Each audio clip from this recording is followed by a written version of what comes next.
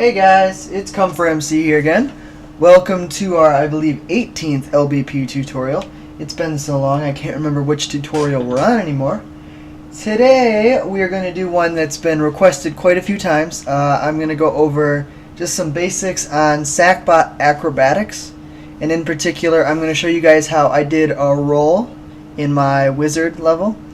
And I'm going to show you guys hopefully another acrobatic type of thing you could do, like a dive followed by a roll, to just show you how these things can be molded and worked to do whatever you want to do with them.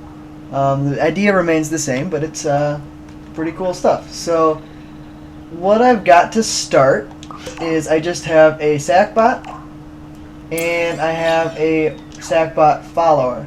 We've talked about these before in my other tutorials. It's basically just a tag that's on the sackbot and then a matching follower, so it follows that tag.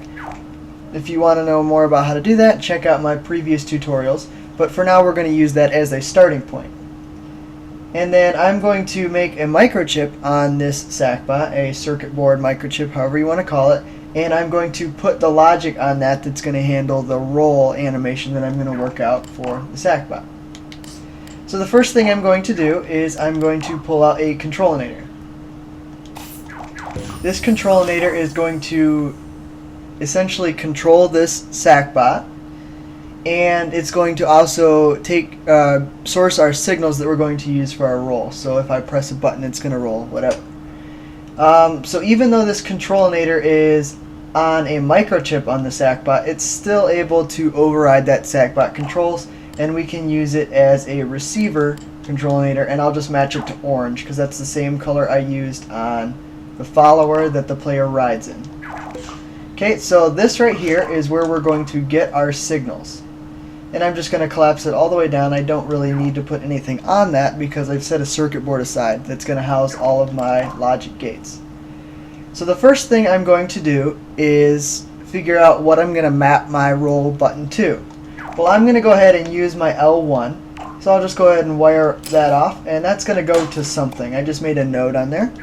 And then the way that I'm going to determine which direction he's going to roll, I'm just going to basically wire the left stick into a direction splitter, and this will split whatever signal I have from this left stick into either a positive or negative, or in other words, a left or right. So I just wire that right in there. So now if I hit right on the left stick, it's going to light up this positive section on the direction splitter. If I press left, it'll go negative. So this is just how we're going to determine which way he rolls. Now to handle the rolling, it's just a simple conditional. You have to have all these conditions met for when he can start rolling, and then we're going to use a sequencer for the actual roll animation. Now the conditions that I'm going to use for this, I'm going to use 4 of them, and we generally just use an AND gate for this. So I'm going to make 2 AND gates, one for the right and one for the left. And one of the conditions is going to be you have pressed either right or left on the left stick. The other condition that we're going to get from our controlinator is going to be we've pressed L1, because I'm going to map this L1 to our roll animation, and so that's going to be our other condition for both of these. And once I've done that, then I can just go ahead and delete that node. I don't need the node, and the wiring will replace that node. Okay, so I'm gonna set up a sequencer here. We don't have all of our conditions met yet, but that's okay. Well, one of our conditions is actually going to come from the sequencer. So I'm going to make a sequencer here, and I'm going to set it up so that it has 6 stripes. So basically just the default. And I'm going to tweak my sequencer so that it has 0.1 seconds per stripe. So it's basically as fast as it can go. And I'm just going to give this a color. Doesn't matter what color it is. And this is basically just going to start our sequencer playing forward once I have those conditions met in the AND gate. Now, like I said, I want one of my conditions to come from the sequencer. Basically, I'm putting a battery all the way at the end of the sequencer, and I'm wiring this back into this. So that's going to be one of our conditions. And I'm going to change that in a little bit, but basically it means that our conditions of our AND gate won't be satisfied unless our sequencer is all the way at the end. So that basically means that I don't want to start a new roll in the middle of a previous roll. That's all that we're doing there. Now to do the actual roll, it's really pretty straightforward. You just use a rotator, and I'm just going to stretch this rotator out and place it down. Notice that it takes up 5 stripes, which means it's going to turn on for 0.5 seconds because each stripe is 0.1 second.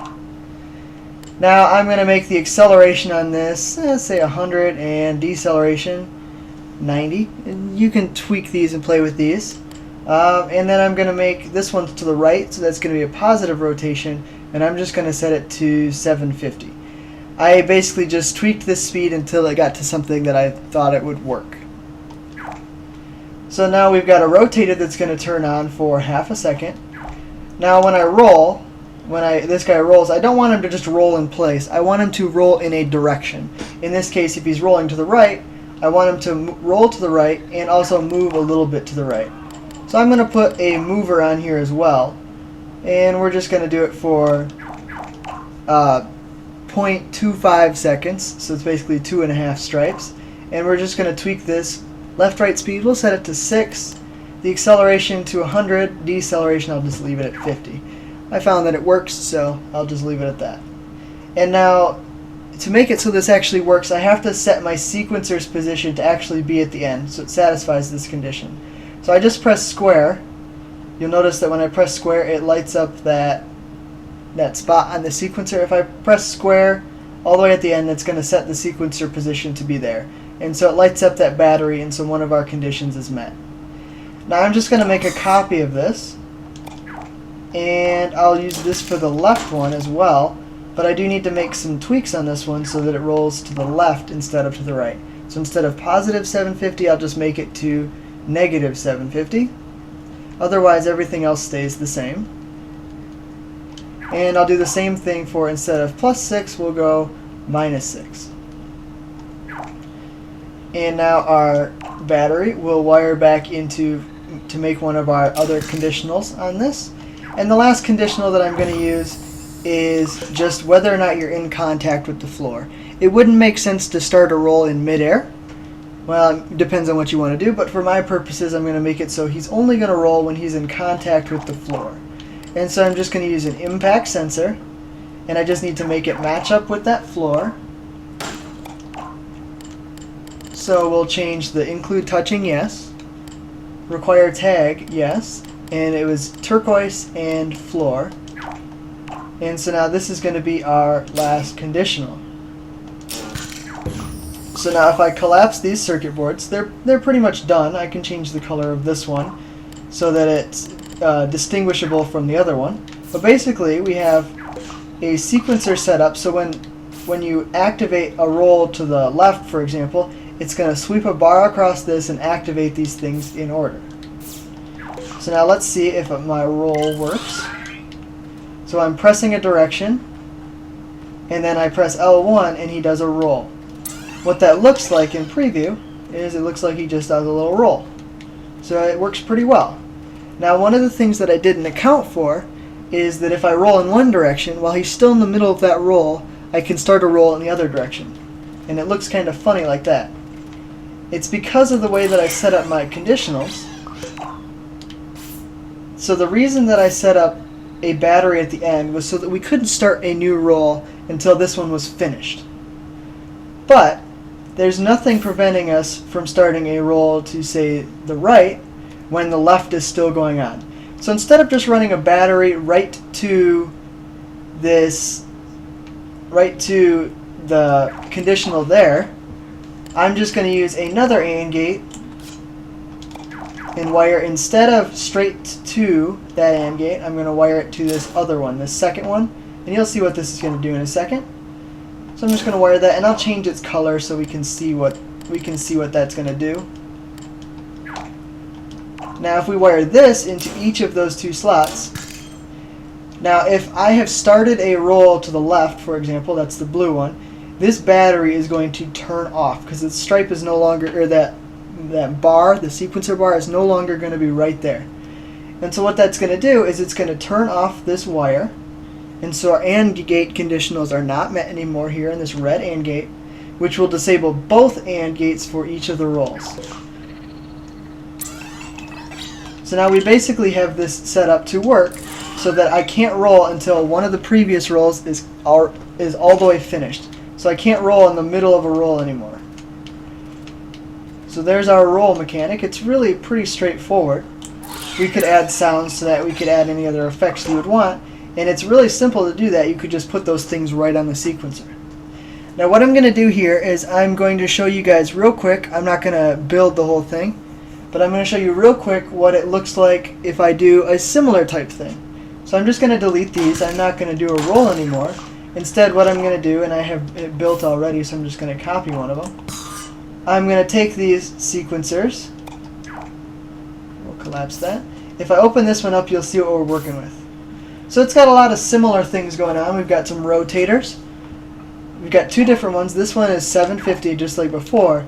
This one is slower. It's at 200. We still have a mover. This mover is a little bit faster. It's at 8 instead of 6. And I've also put another mover, a vertical mover on, which has all acceleration, no deceleration, which basically means it's going to make a nice parabolic path. And then I've put I've put a little sound on here. It's a little swoosh sound. And I'm just going to wire this one up, just like the previous one was. And I'll make a blue one. And I'm going to have to invert these left-right movements. Instead of 8, we're at -8. Instead of 200, we're going to have to do -200. And instead of 750, we're going to have to do -750. So this is just making it so it goes to the left instead of the right. Okay, and then we had our battery signals that are still going to go to this AND gate. So it's going to prevent this from, you'll see what it's going to do in a second. Some of you might have an idea. It's going to prevent us from starting a new animation in the middle of an old one. So just like before. And I'll show you guys what it looks like. And there we go. So you'll notice it's a dive with a roll following at the end. So it looks really cool, and because I added that swoosh sound effect, it sounds like he's flying through the air. Okay, now I can do a couple of other things. You'll notice that if I try to dive to the right and I press to the left, his animation looks a little funny. He like flips over, and it looks kind of a little comical.